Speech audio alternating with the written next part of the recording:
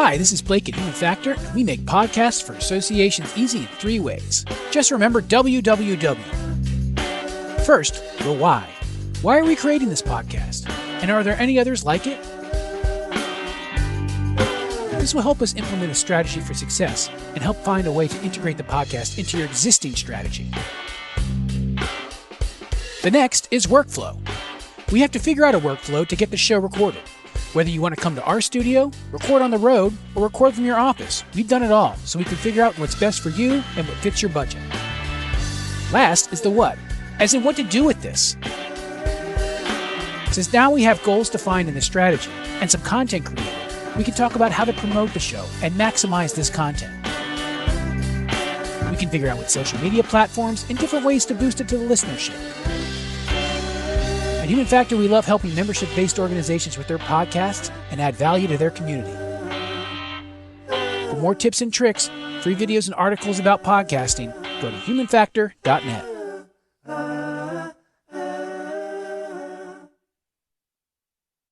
Yeah. Mega Man, Jimmy Easy. Come on, let's go. It's okay. Make it out this place someday. Welcome to Advocacy Help Desk, where advocacy comes to learn, laugh, and make advocacy fun. Here are your hosts, Brian Fratkin and Andy Pope.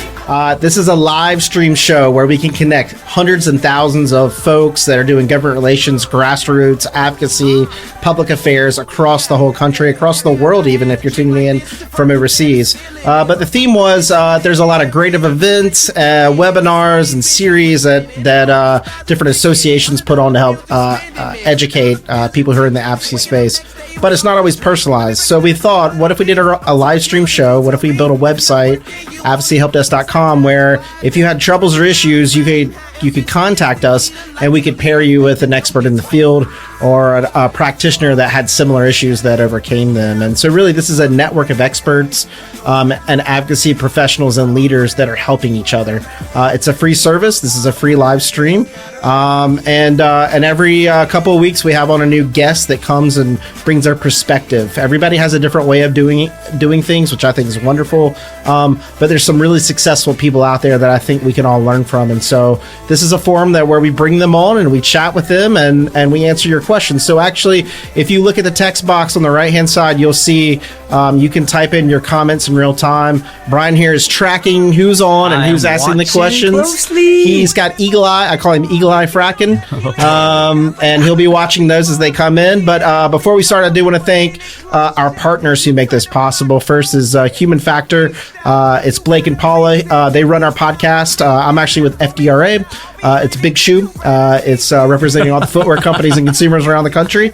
And we do our podcast here in studio, and they are giving us the time and space to run this show. So thanks to Human Factor. If you're looking for a podcast, that's the people for you.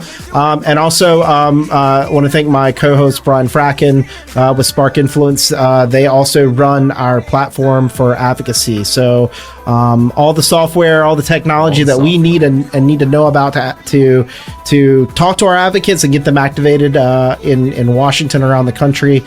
Spark Influence is the software that we use. And if you're looking for something that's innovative and top class, give me a ring. There baby. you go. Ring, give ring, ring, ring, ring, ring, ring. So this show this week is really focused on digital marketing and digital advocacy and branding and things like that. And of course, whatever topics you want to bring up, this is your show. This is a personalized show. So please ask, we'll cover it. But who we got this week, Brian? This week, I am supremely just amazed always by Miss Caitlin Donahue. That's why she's here. Who is exactly right. She's making us look good. She makes everyone look good. That's right. The idea. Yep. It's the videos. It's the creative. It's the ideas behind the ideas. She makes you look good, and hopefully that's what she'll make us look good today, right? So I am No promises. Supreme. Why does everybody say that? I am supremely happy to welcome Caitlin Donahue to the show today, who we will be talking about all sorts of creative things. Caitlin, thank you for coming on. Thanks, guys. Tell us a little bit about your background. We talked about it before, but just so everybody knows, it's like the whole like analyst thing on like CNBC is like, I own Microsoft, Senior but on Microsoft analyst of, So I've known Caitlin for we don't want to say how long, but many year. Well, as you know, I like to say before memes were memes. Before memes were memes. Yes, exactly. But we've known each other as friends for many years before I ever, when I worked on the Hill. I think you were working at the time at the Restaurant Association. Mm-hmm. So you've actually been in the trenches. So, yep. But before we get into all these things, just talk about quickly your journey really quickly, because you've done advocacy in the trenches, and now you're on the flip side where you're actually going into associations and trying to help them up their game a little bit. No, absolutely. So as I always like to say to young people when I'm talking with them is that I didn't go to school for this. Yeah. And I had no idea that this is where I was going to end up. What have I done? Here we are. Right. Here we are talking about digital and video strategy. Right. But so I began my career at Liberty Mutual in their government relations office, and got a taste for what advocacy was at the intersection of, business and politics. Loved it. And did that for them out of Boston for a little bit, and then moved to Washington, D.C. Ran the political practice at Procter & Gamble for a few years, and then did a short stint at a little political consulting firm called BIPAC, which I know you're both familiar with. Absolutely. And then went over to the Restaurant Association, which is where I met you. And actually, I think that's where where we met too, Ryan. And when I was at the Restaurant Association is when I really started to see this trend in digital happening. Right. And I think, this was 8-9 years ago, and I don't even think anyone really knew what it was, but we were just seeing things. And I specifically remember Don Sweeney, who's the CEO and still the CEO, kept forwarding me things and saying, like, I want to do more of this. Yeah. Like, what is this? I want to do more. And it was, it was Twitter, it was Facebook. And so at the Restaurant Association, I helped start and launch the Advocacy social media channels, which we had no idea what we were doing with to start, but obviously. Some people today have no idea what they're doing either. We're still there. It's true. It's true. I like to say that. And in the last 4 years, I've made the jump over to the consulting side again, helping trade associations and companies navigate the media space, advocacy, brand reputation, all that. Great. And that's why you're on today. I mean, really, I will say one thing a couple of years ago where at our association, FDRA, where we started our kind of more visual journey was we did a panel together, and I can't remember where it was, but it was a couple of years ago. And you said something that stuck with me so much that I came back to the office and just started, I call my desk, my office, the Innovation Lab. So I closed the Innovation Lab door, and it's the Innovation Lab because I write it on a Sharpie on a piece of paper, and I taped it up. It's like the old whiteboards in college, right? Yeah, so people knew it was Innovation Lab. Innovating. Come back later. Yeah, exactly. Yeah. Don't knock. Things are happening in here. That's right. So I started throwing the ball against the wall and just thinking about that, and so that's where our whole video push came from. Was you made the point where people needed to wake up or get woke, I guess is the theme these days. Get woke. Get woke. You need to get woke. That sounds like someone from Charlotte. Well, woke me up. It's like a morning show, right? Right. Get woke. Get woke. But you Caitlin basically and Andy, it's Charlotte's 501. Exactly. Yeah. But you basically said something like 80% of the internet is video, and I was just like, why are we doing newsletters in print? Are people reading this? Do people care? Yeah. Do people have the time?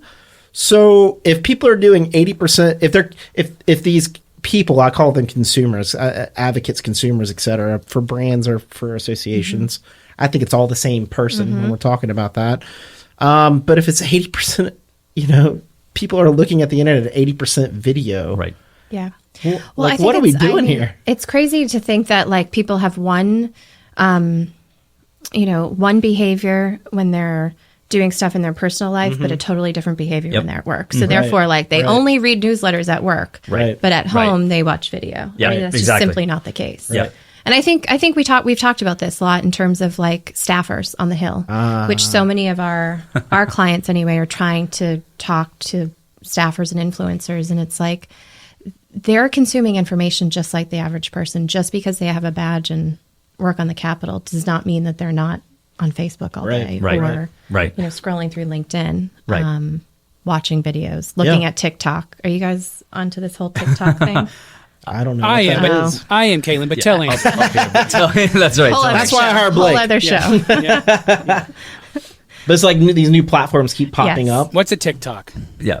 But I love that conversation though, because we deal with that a lot, just even with email, where people are like, well, I have to send this email between the hours of 9 and 4 p.m. or else it won't get read, because they don't read email at home. Yeah. And it's like, wait, what Yeah. do you open your email at home? Then why are you telling me this is the case? Yeah. Well, I think more and more just the lines of communication are also blurred. Communication work, I mean, obviously, particularly in DC, but I don't think it's just relegated to DC in the sense that people are on their phones all the time. So Right. like in a second, you're checking a work thing and then you're immediately pivoting over to, something on the consumer side. And then you're clicking back to a link that's related to an article about work. It's all, it's all blurred. intertwined. Yeah. It's all blurred. I think our success has been from trying and failing in a lot of different ways of doing this. Is obviously, as we talk about, you need, some people read text and they're really policy focused or wonky or whatever, and they really like reports. Some people like infographics, some people like video, some people like audio. You need all the above, right? Right.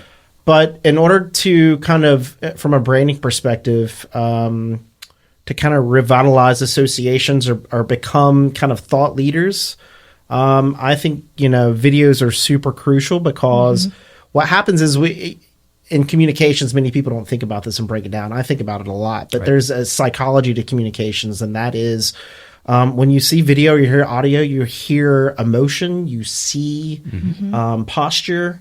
There's something conveyed visually or through audio that you cannot get in print. So I get that a lot in emails where somebody, I think maybe they're yelling at me, and I'm just like, screw them, like, but they're probably not. I just misread it. But if it's, so there's one guy, Tony Robbins, who I think most people know is kind of this big self-help guru or speaker, and he actually sends voice emails where he'll do it because he wants to convey his enthusiasm for what someone's doing, and so it's not misconstrued. And I thought that's really interesting. But again, to your point, it's so salient. It's like, we think there's segments where it's like, if they're at work, they're only going to do these things, and if they're at home, they're going to do this. And I think in order to be successful, where I was getting at is, you got to combine these into a branding where you become a media company in itself, and you talk about all these different things, and you become the de facto kind of thought leader for your industry, and you're seen as thoughtful and innovative and communicative.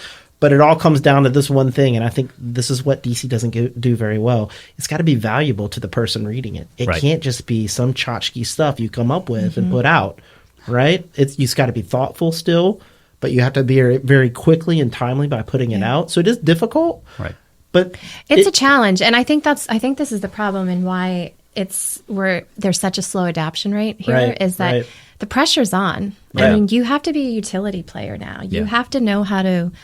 Not only do you have to be a good writer in the space that we're in and be a persuasive writer, you then need to turn that piece of written content into a piece of video content, audio content, and visual content. So, for people like yourself, who aren't afraid to throw something against the wall and see if it sticks, there's 99 other people out there that are afraid to throw it against the wall to see if it sticks. And so I think one of the things that we've talked about a lot is like, where do you get started? Right. Well, that was going to be the question. I mean, that's one of the ones that you do. Right. And so is it that your first sort of question is, all right, what are you trying to convey, right? Can you write me up at least one paragraph of or bullet points, 3 bullet points of what you're trying to convey?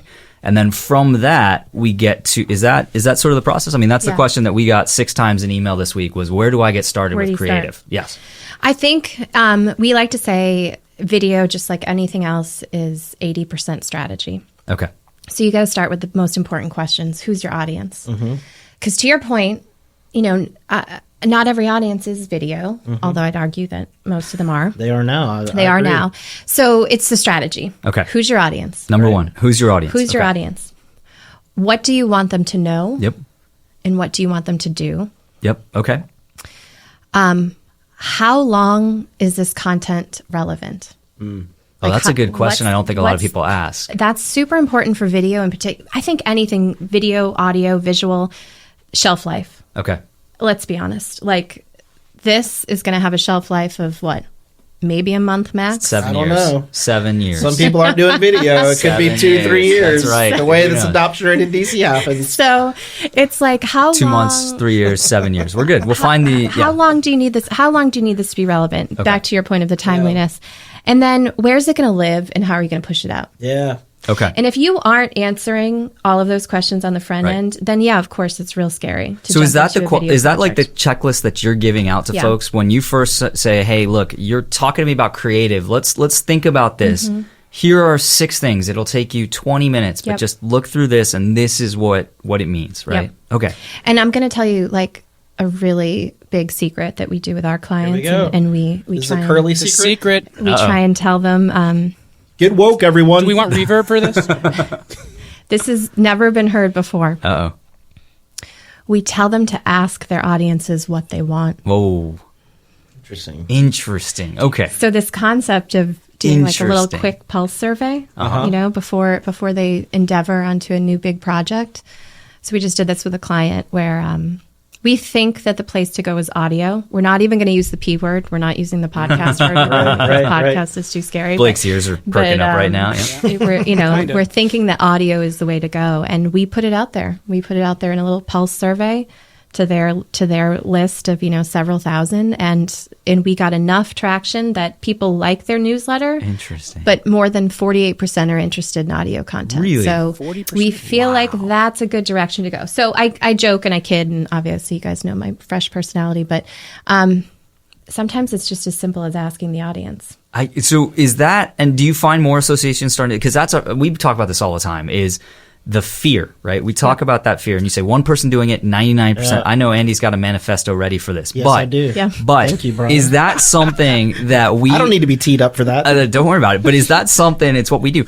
Is that something, are you seeing those walls come down a little bit of people being like, okay, I know I'm an association. I know I've got a ton of people, but I want to try something. Is that working? Yes. Okay. Yes. A lot? Not a lot. Okay. And here's the final piece of the strategy. Oh, please. Because you've got to determine on the front end what the KPI is. Yes. So the key performance indicator. And that's going to be different for every single organization. Right. And that's going Right. to be different. I mean, in so many ways, people are looking, like the reason why I love digital is because it's science, right? But it's also an art. Yep. In that, yes, you can see how many people are clicking, who, what age, where they're from. But it's not to say that a click means something. Right. Right. I'd rather see engagement. I'd rather see comments. I'd rather see people responding back. Is that what you're telling folks when they're saying, okay, great, we only got 15 views or 100 views, Yeah. but you're saying, okay, but how many comments did it generate? Yeah. And again, I think the KPI is going to be different for every Right, client, right, every situation. right. But in order, and that gets back to convincing not only stakeholders, but your boss. Yeah. You need to get budget for this stuff. Right. But if you can set a KPI, and this is another little secret sauce of mine, if you can yourself identify a really achievable KPI, Sure. and then bake that into the results, then you're just setting yourself up for success. Like, right. don't pick a KPI that you're not going to. We're going to get 1,700 new memberships. You're not. You're not. That's But- my KPI. But Is, your will my KPI daughter watch this? Yes. Yes. Will my daughter? And will she watch through the whole thing? Okay. Exactly. We'll see, right? Which Will One at a time. One at a time. will one member respond to it? Yeah, sure.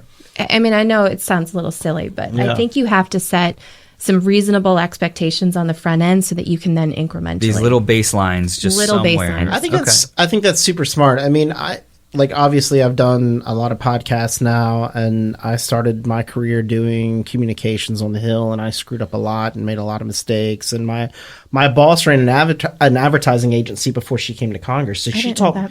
taught me a lot about framing and like all different mediums and how people think about things. So I got a master's in communications and PR from someone who was a practitioner That makes a herself. lot of sense now. So when I think about things and see things, I have been trained that way. Right. And I think your checklist is a training list where it's at the start, you go through these things. And over time, you actually probably don't need the checklist because it's so ingrained of you're going through your checklist. At this point now, I don't have checklists when I do something. I inherently know it's a gut reaction of, I know this is really neat and I want to capture this, and then we're going to tag it and we're going to put it out there and see where it goes. But I'm also a big believer in packaging, right? So not just a one-off. I think we talked about this last show, and I talk about it all the time, is ripple effects in advocacy, right? It's, if you're talking about KPIs, it's like, how many different ways can I use this content to attract many different people and get the most out of it, right? Yeah. And I think people think narrowly of, we're going to do this one time and hopefully we get this. And it's like, no, you can reuse this several different ways and several different channels to attract different people. So how do we do that? So now inherently, I think in my mind, I do go through a checklist in my mind. Yeah. I don't just throw things out there. There is some strategy to it. There has Sometimes to it be. looks like it.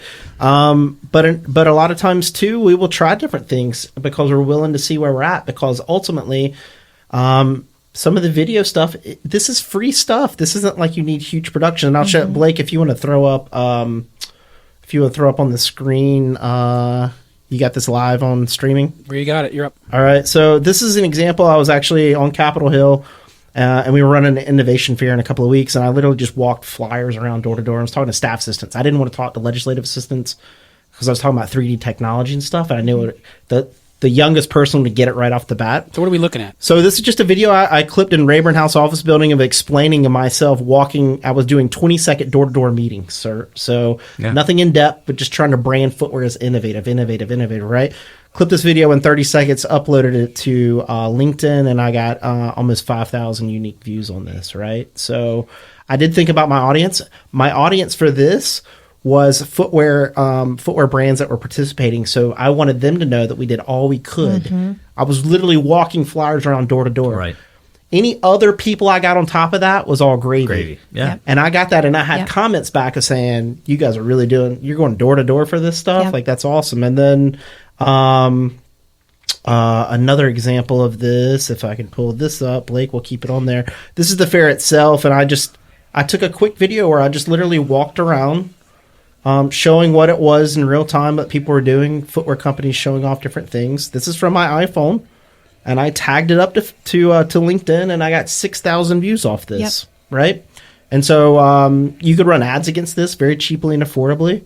But it's the idea that it's democratized. You can do this, right? And like that's brand recognition right there, right? So like if you were to say what's the KPI, I mean, to your point, you wanted to raise the profile. Right. Your whole goal there was to raise the profile of your association and what you're doing. You're not there doesn't need to be some complicated ask. Right. And there doesn't need to be some complicated production. Right. But the amount of traction that you got was well worth it. Yeah, totally. And it was unexpected to a certain extent, but the thing is if you're showing something valuable or you have a point of view, and this is the great thing about DC is I think everybody has a point of view that's valid. Everybody sees something a little bit differently.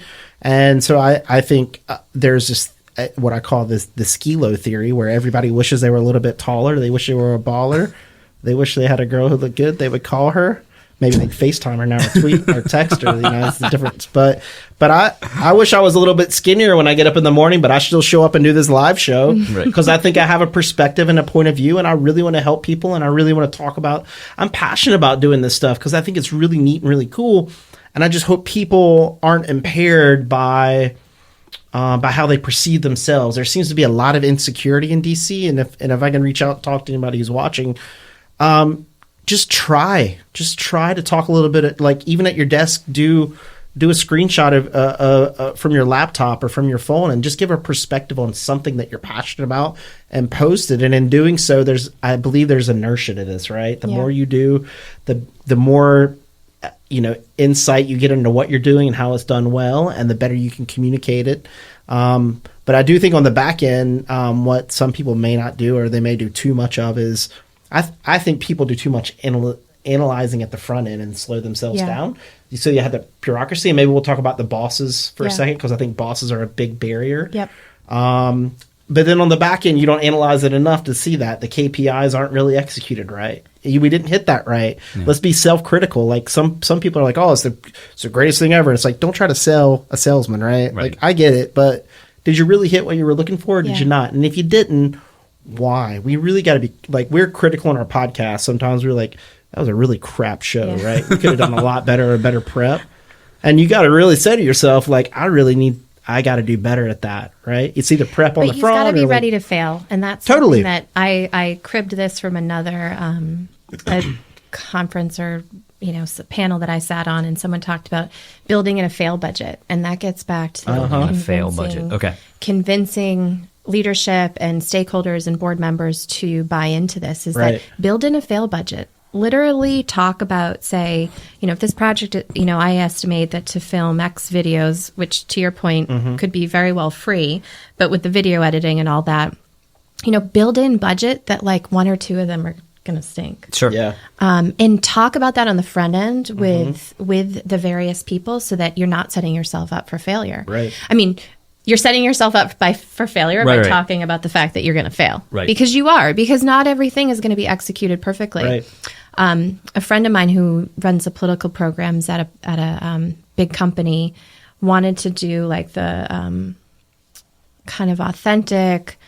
Do you know the Vogue 32 questions? Kim Yeah. Kardashian just Yeah, did hers yeah, yeah. last month. But, where it's very organic, but it's clearly very staged. But she wanted to do that with her boss, and she showed us the video, and I actually thought it was awesome. Yeah. It was a little bit too unpolished for her boss, which again gets back to the point of what the videos that you just showed us. Right. That works for your brand. Sure. Right. But Right. but that's not going to work for every brand. Sure. So there's different levels of the sort of DIY do it yourself video Sure. that your style is very casual and authentic, but we all know that we have a boss that can be a little bit more buttoned up. Sure. And so that you can do the same thing with them on the iPhone, but like have them behind the desk Yep. Yeah. or have Yeah, them yeah. standing in front Right. of a flag or something that feels We more. do that too. We do. We use short clips to do our professional takes. So like these are just things I do really quickly and post up. Yeah.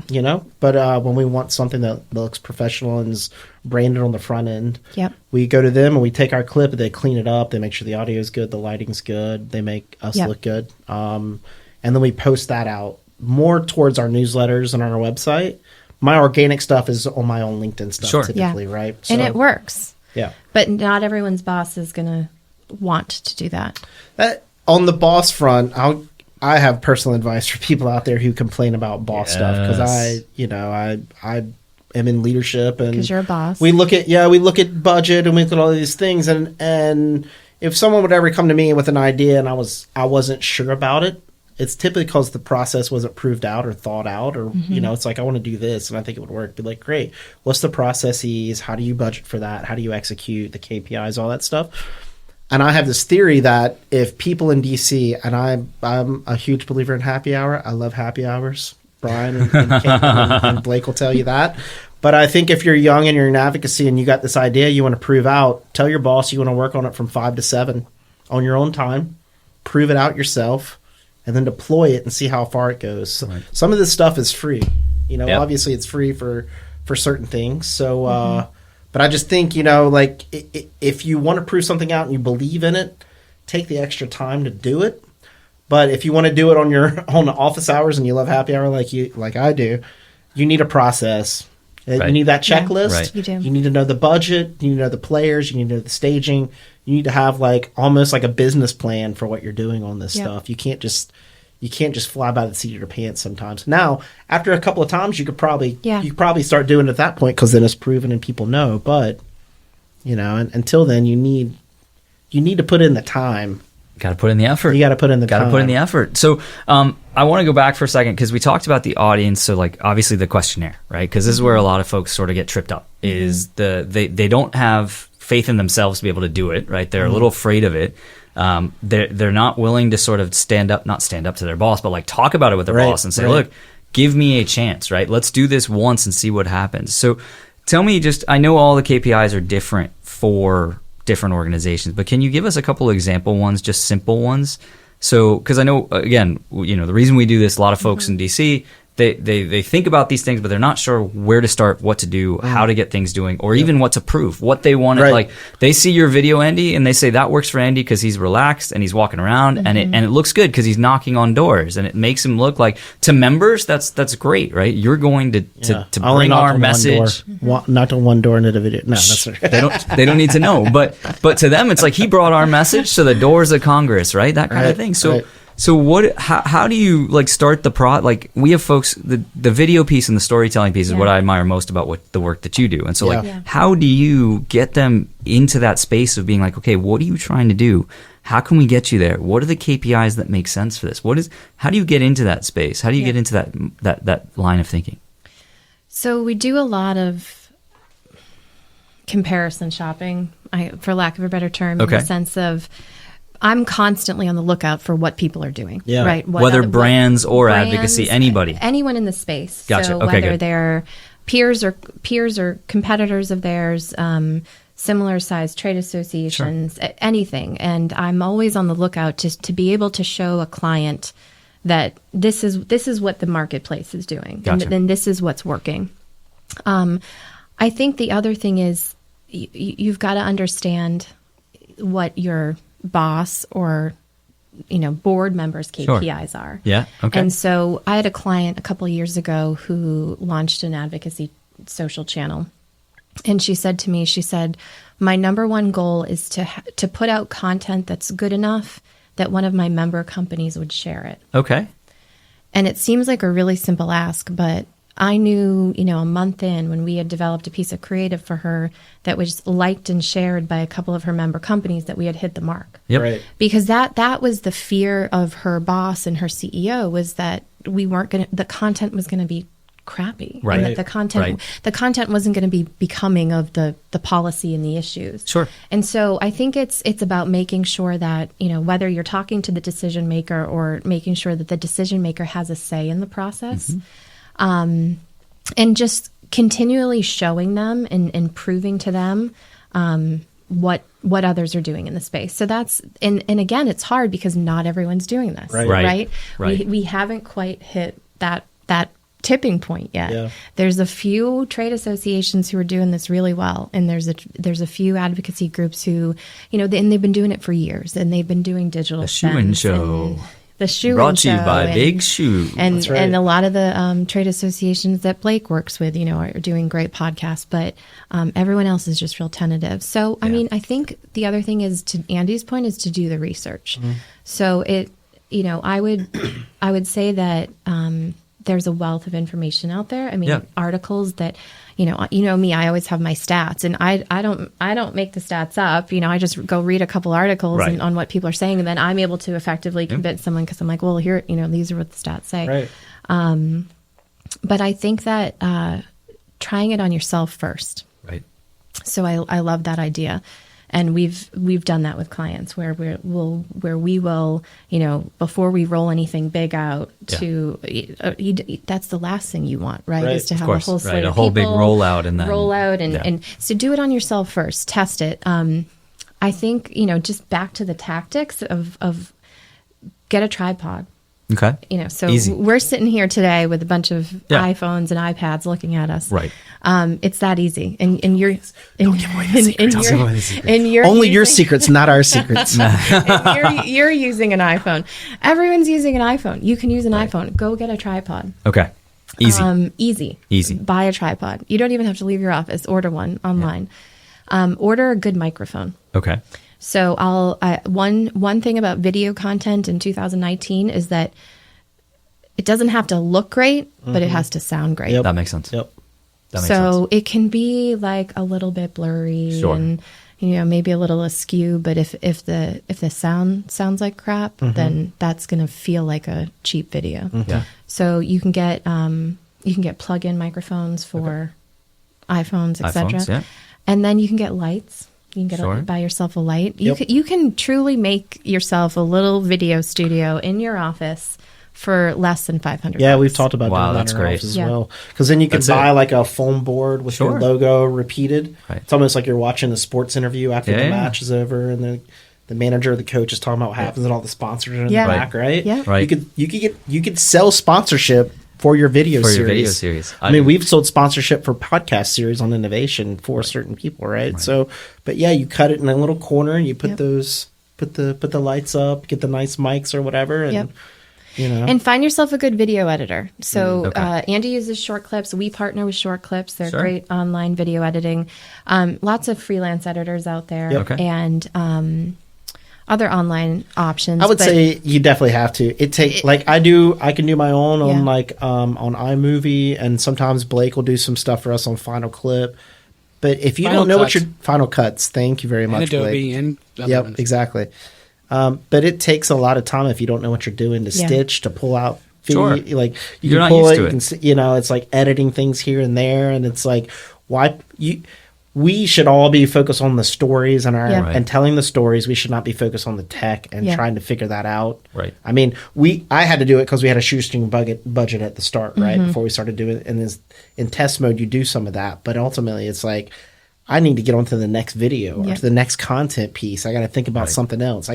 That is not a value add for what you're trying to do for your advocates or your association or anything, right? Yep. Like leave that to technical people who know how to do it. Same thing with what we do with the podcast. Yep. I could do a podcast in my office but ultimately, how do I post it? How do I stitch it? And how do I make it sound good and stage it? And that's just a lot of work, and I'd rather be creative. Yes. So I love that. The question then just came in a little bit ago was, how do I then, so what the scourge of web was, if it wasn't on the web, then it didn't exist. And so everybody threw every PDF they ever had on the internet and was like, here's our PDF on X. And a lot of your associations, not a lot, but some of the associations that we still talk to sometime are like, oh no, they'll go to our website and find our PDF on the topic and they'll read about it and that'll be all we need, right? And I fear, how do you talk down clients who are trying to be too professional instead of, they've got a message that they want to send. And if they don't hit every bullet point exactly right, then it's not worth it. Instead of, I think what Andy does so well and some of the videos I've seen you do so well on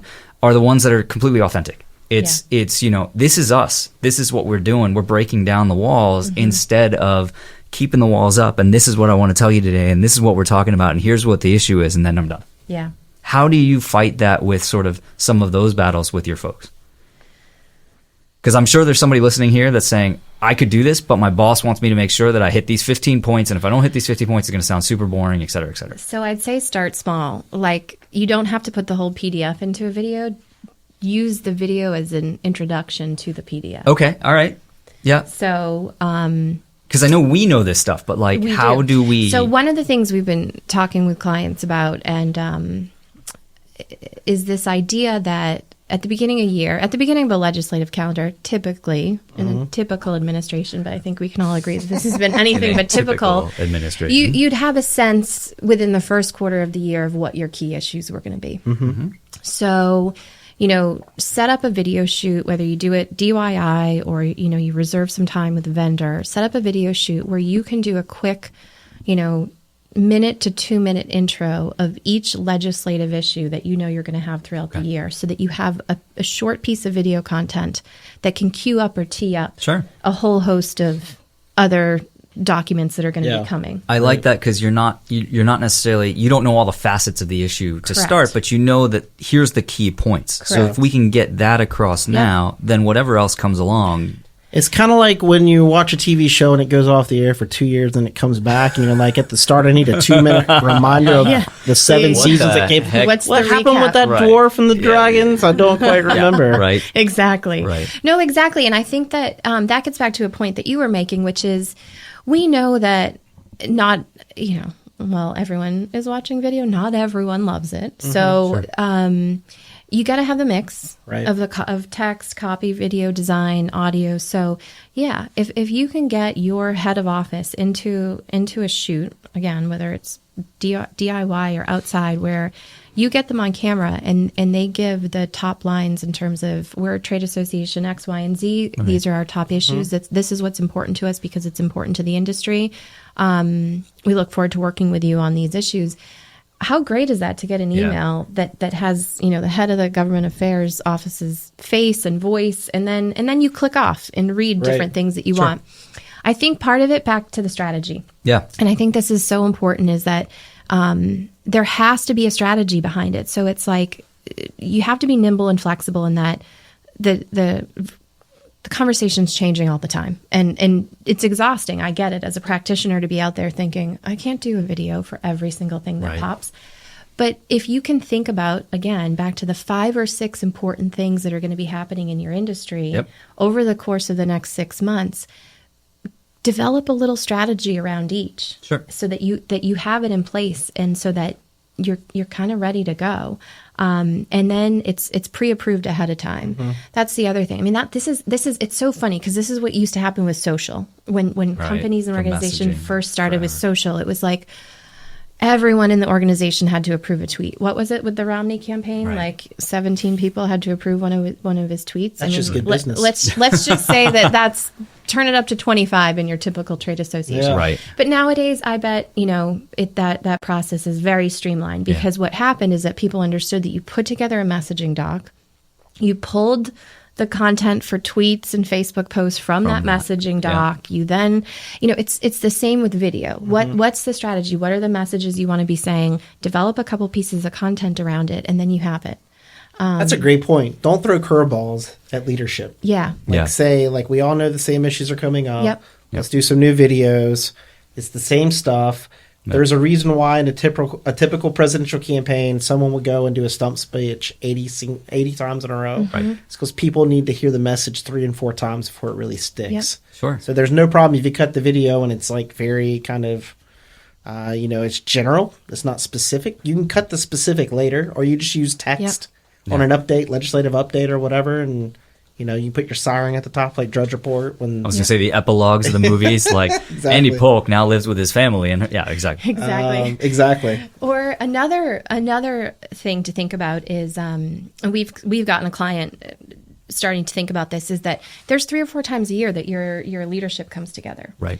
If you don't have a videographer there, and you have the budget, plan to have one there. Yep. If you don't have the budget for it, get an iPhone, buy a tripod, get a nice mic. True. But there's going to be certain times of year when you have everyone in the same room. So use that to your advantage. That's true. I know FDRA does that really well. They bring the videographer to their events, right? Yes. And so anytime they have a fly-in, anytime they have a CEO event, whatever it is, videographer's there, Blake is there podcasting, right? Everybody's there so that they can, and I love it because they're the quick hits, right? Yep. Bring a CEO or someone else of your membership companies aside and say, hey, give me 30 seconds on why you're here, but also what are the issues that you're worried about this year, right? What's affecting we you? do professional, and I also do the side clips too, because I think there's something nice about having something a little raw. Well, we talk a little about that raw all the footage, time, right? So if you want to throw this up off my laptop, this is a membership video that we did where I just used my iPhone to capture different interviews really quickly because I couldn't get the videographer didn't come until the next day. But then we sent it to short clips and they clipped together they cleaned it up for me and made it look really nice. I know Josue. But it's simply integrating some of the B-roll we had from our event in with the clips that I did myself. Right. And they make it look really good. And now that's our membership video of CEOs talking. Yep. And I think, that's great. The other idea, the other tip is not just on issues. It's when I talked earlier about creating your own media company. Right. I think there is a huge desire from people to have great content from their associations as an industry because there's so much, I don't know how to exactly put it, but there's animosity and there's politics in journalism at the national levels. Mm-hmm. So people on the right and the left, depending on where you're at, don't trust it or don't like it or think it's angled or whatever. So there is this huge space today where people can become their own media company and be the trusted voice, not on the politics, but on the policy side and talking about that. And I think one thing that we started doing was instead of me talking all the time, which I love to do, obviously, which is why I started this show. But if we're at an event, it's like, how can we interview a leader? And then the content then becomes the leader talking to other leaders. And people will watch it because, Joe at Fila, who runs sourcing, spoke. He's a competitor. I want to see what he said. Am I missing something? Right. But it becomes this thing where every single event, people now know we're going to come and interview you. It's going to be a minute, 2 minutes. We'll clip it out or whatever. We'll make it look really good. But they're happy to do it. I think the podcast, Andy, they look forward to it. Yeah, the podcast, especially at trade shows where we do it, it's actually open doors where people who would normally be very afraid really enjoyed it. Seek and then you out. and then we get people want to come on And the it's show a now. snowball. I mean, once they start it, once they see it, they start to understand it. That's the beauty of it, too. So if people can get over this kind of insecurity or if they can implement processes, I think processes creates comfort. Yes. Because everybody's on the same page of knowing, did we get that checklist? We're all on the same page. We got that. We're all on the same page. We got that. Great. Let's try it and see where we're at. We'll analyze it. And if it's good, we'll do So there's good comfort to that, I think, as we go along. And I'm all about comfort. I'm in slippers right now. and pajama pants. You can't see on the Advocacy Help Desk. That's not true. I'm in We have nice video on Levi's. this show, Andy. This is why it's always from the waist up. From the waist It's not up. from the That's waist up. exactly right. It's like the TV anchormans who have the full suits, but they're like in track suits on the bottom or love it. something. I love it. That's hilarious. I'm gonna post up right now. I'm on curlycompany.com, where folks you can go and learn about what Curly Company can do to help you. I encourage you to visit that. I encourage you to reach out to Caitlin if you are looking to Definitely. up your game. That's right. It's not difficult, and they have a checklist. They have a checklist. You'll find Start comfort. thinking about it. Comfort in communications. Comfort and communication. You know? We offer. There Keeping you it go. simple. And I know also we couldn't really get into it because it's being cooked up in their kitchen, but they have some really interesting, great things happening at Curly Company that I think are really going to change the association game and really help spread best practices in a really unique, innovative way. Love So I'm it. super excited about that. Whenever Can't we can wait. talk about it, I I'll will come zip back. it up. I'll Zip come it up back. It's really until then. hard to zip this, but I zipped it just for you. I'll be back. And of course we're in talks to try to get Curly Company to help us with this show. Yeah. We definitely, even as much as we communicate, we need communication We need support as communication. well. Everybody support. needs communication The support. experts need expert help sometimes. always the case. That's why they're experts. Actually, I would say It's because they ask for help. they know when to ask. Exactly right. You know, Don't look at my own Twitter, though. no. You know what they say. Shoemaker's shoes. cobbler- Shoemaker's shoe. Cobbler's shoes. The cobbler's Shoe kids. cobbler. Yeah, there cobbler's you go. kids have no there shoes. you go. There you go. Well, Caitlin, so thank you so much for joining us. Thank we you. we had This teed was up fun. some of our teasers for the show as the digital advocacy genius. You've lived up to the hype. I think Congrats. so. I think so. You can tag that. That's on your CV now. That's on your Twitter. Thanks. That could be the takeaway. But thank you so much for joining us and help us unpackage some ideas on this stuff. Sure. And I know this issue is not going away. We're going to keep talking about Let's this keep stuff. talking about it. But I know you've done some great workshops, and so Yes. I encourage you guys to follow Caitlin on Twitter, on LinkedIn, etc. But you guys have done workshops dedicated towards step by step, right? Step by step. Literally just that. Just Love it. starting. Just getting in front of the iPhone Yep. and doing it. Just like TGIF Friday, step by step. Remember that show? Okay. Now we're Is that a throwback? Yeah, that's a throwback. That's all right. All right. Hey, Family what's step by matters. step? Whatever makes it stick in your head, folks. Oh my god. Love it. Love it. Folks, this is Advocacy Help Desk. We are a network of experts and leaders in the advocacy space trying to give you a personalized approach to help and support on challenges and issues that are facing you. Today we talked a little about digital advocacy, branding, audio-visual issues, and I can't say enough about how, just try something. Just get over insecurities if you have it, or processes, and just try something. If I can help, if we can help, I'm happy to come. I actually go into associations and sit down with folks and brainstorm for free, and that's actually where this whole idea of Advocacy Help Desk came from, was how can we help more people do that and brainstorm and help encourage each other. As they say, iron sharpens iron. I've never heard that. Like yeah, it. it does. I like I it. like it. I like Yep, it. it does.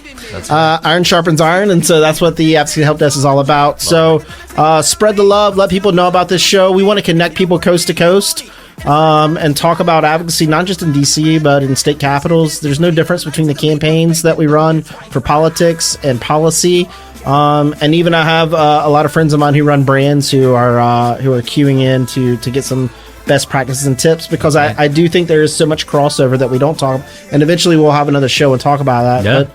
But how you approach advocacy as a brand, Right. and use brand best practices. That's exactly right. From Nike or Caitlin and I Walmart talk or whatever it about is. this all Yeah. the time. And that in itself is a different show. But we hope you've enjoyed it. Brian, great work today. Blake, thank you stuff. so much Andy for Poe. You're welcome. for putting us up and hosting us, and Caitlin so much. And thank you to Caitlin. With the Curly Company. It's curlycompany.com. Check them out. Until next time, Advocacy Help That's Desk it. is out. That you got but never felt before. You see that open door, but then it closed shut. You try to walk towards it, but your feet stuck. You got a reason to be someone leaving. That stormy weather all behind it. Get to brighter seasons, and these dreams could become if you just believe, son, and do what you love. I call that freedom. The time is now, or it never will be. So do it for your fam and do it for your